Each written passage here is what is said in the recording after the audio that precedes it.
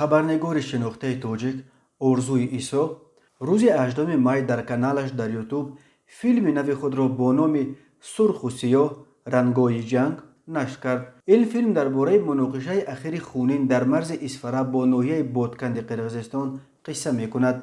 ارزو ایسوف در این فیلم نیم ساعته از محله های اصلی مناقشه پایان ماه اپریل از جمله از سربند آب باعثی گالونوی و همچنین از خانواده های ساکنانی که عزیزان خود را در این نزاع اخیر از دست دادند دیدن می کند و همچنین با خبرنگارانی که برای پیگیری تحولات به اسفره رفته بودند صحبت می کند.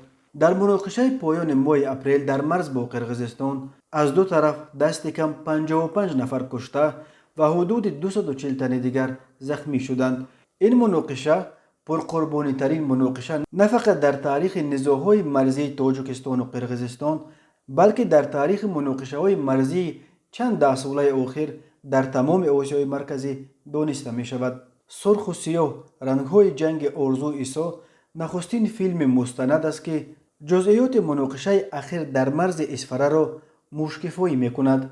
ژورنالیست دیگر تاجیک دلیر امامعلی نیز در پی نزاع اخیر برای تهیه فیلم مستند به اسفره سفر کرده بود.